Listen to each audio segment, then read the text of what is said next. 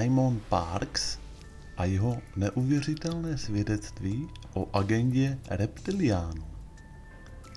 Simons říká: s těmito daty jsem začal veřejně vystupovat kolem roku 2010 až 2011.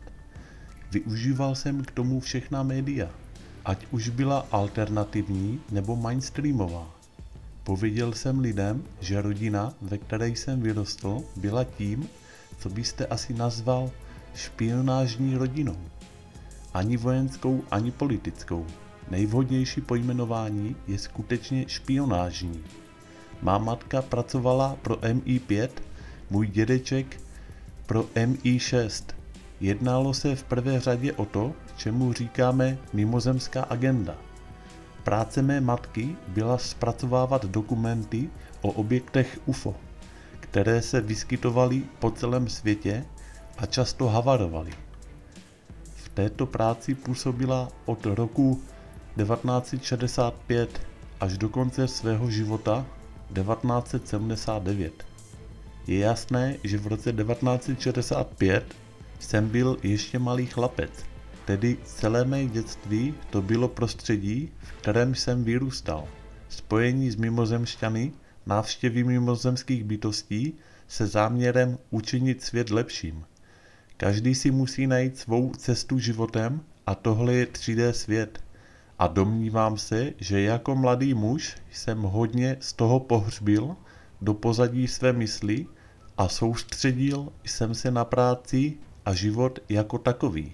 Jak jsem však stárl a jak se měnil svět, stával jsem se čím dál míň tolerantním. Vlády se stávaly čím dál méně tolerantními, začalo mi být jasné, že lidstvo jde slepě do záhuby.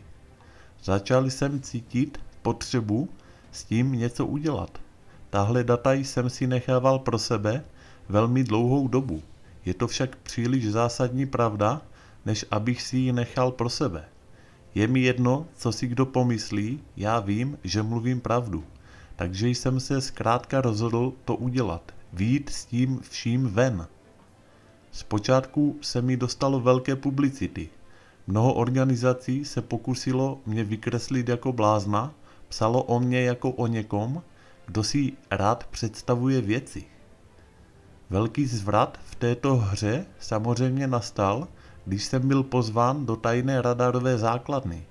Všechna mainstreamová média, která mě nepodpořila, byla náhle zcela vedle. Lidé z médií mi telefonovali s tím, že tomu absolutně nerozumí, protože celé své kariéry vybudovali na tom, že říkají, co se po nich chce a dělají z lidí, jako jsem já, hlupáky. Mě pozvali na tajnou radarovou základnu a oni náhle vypadají hloupě. O co tady jde?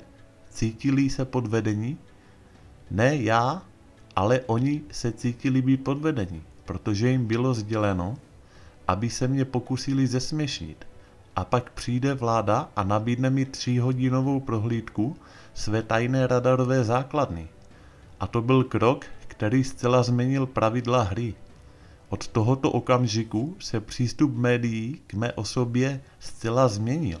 Dokonce tak, že když byl zvolen nový papež, který ve svém inauguračním projevu prohlásil, že by pokřtil mimozemšťany, o 6:30 ráno mi zvonil telefon. BBC chce jako první znát můj názor na tento výrok. Situace se úplně otočila, protože lidé, kteří řídí média, náhle neměli ponětí, kde se stala chyba. Nedokázali pochopit, proč se někomu, kdo tvrdí, že jeho matka pracovala pro MI5 a dědeček pro MI6 a sám vídá mimozemšťany, dostalo zvláštního zacházení ze strany armády. Tedy z hlediska toho, co vnímám jako svoji roli, říkat lidem pravdu o tom, co se kolem nich ve skutečnosti děje. A že se jim lže na každém kroku, to bylo velice příhodné a užitečné. Informace přicházejí ze dvou směrů. Z jedné strany od bytostí mantid, což jsou mantidové, které přijímám velice snadno, a z druhé od reptiliánů. U nichž to tak snadné nebývá. Ne, že by mi lhali, ale vždy je vše zaobaleno ceremoniální rituální kulturou. Mají k tomu sklony, zatímco mantidové tuto agendu nemají.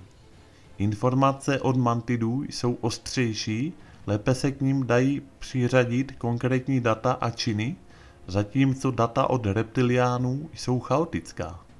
Poví vám něco, co se možná stalo před 1000 let, ale pro ně je to velice důležité. Je tedy velice obtížné se v tom vyznat. Snažím se v tom najít rovnováhu. Na jedné straně je to, co mi říkají bezpečnostní složky, a na druhé to, co mi sdělují mimozemské bytosti. Když se tyto dva póly shodují, poté věřím, že jsem skutečně odvedl trochu té vědecké kritické práce a dále na ní stavím. Býval jsem pomocným lektorem v Přírodovědném muzeu. Mojí práci bylo setkávat se školáky 5 až 20 let, kteří přijížděli ze všech koutů Velké Británie a jejich učiteli. Prováděl jsem je po takzvaně galeriích země, které se zaměřují především na dinosaury.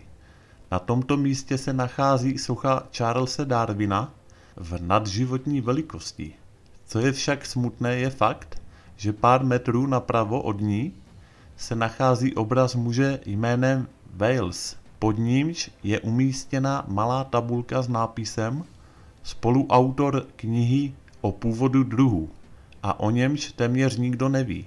Ale protože Darwinův otec byl svobodný zednář 33. stupně a protože zafinancoval veškeré náklady spojené s vydáním knihy, celý svět věří v evoluci druhů od začátku až do konce. A to i přesto, že Wales, který se na knize podílel, měl na tuto problematiku odlišný názor. Wales říkal, že si dokáže představit a pochopit, jak se všechna zvířata vyvíjí cestou, přežijí ti nejsilnější, ale nikdy neakceptoval stejnou myšlenku pro lidské bytosti. A díky tomu rozporu se také cesty obou autorů rozešly. Wales tuto tézi odmítl, avšak neměl žádné peníze. Přežije silnější je do značné míry reptiliánská agenda a je to také element iluminátů. Přežijete, pokud jste silnější, to samé prosazoval Hitler. Vytvoříme rasu nadlidí. To vše je součástí toho stejného uskupení. Pokud zavítáte do domu jakéhokoliv ilumináta, jednou z knih, které v jeho knihovně naleznete, bude právě o původu druhů, rovněž knihu Pán prstenů. Existuje řada knih, která se v iluminátských domech běžně vyskytuje. Mohl bych vám o jakékoliv domácnosti prozradit, zda uvnitř jejich zdi sídlí iluminát, pouze letmým pohledem na knihovnu. Další věc, kterou je pro lidi důležité pochopit, je fakt, že je fyzicky nemožné, aby opičí druh přešel z houpání se na stromech k řízení motorových vozidel za pouhé 3 až 4 miliony let. To zkrátka není možné. Říkám lidem, podívejte se na kočky, podívejte se na psy. Jak ti se vyvinuli? Chodí, mluví? Podívejte se na šimpanze. Proč ti se nevyvinuli? Proč ti se nezměnili? Co je na lidstvu tak výjimečné, že jemu se to povedlo? Podívejme se na Zachary Sitchina. Zachary odvedl kus skvělé detektivní práce v oblasti dešifrování starověkých samerských svitků.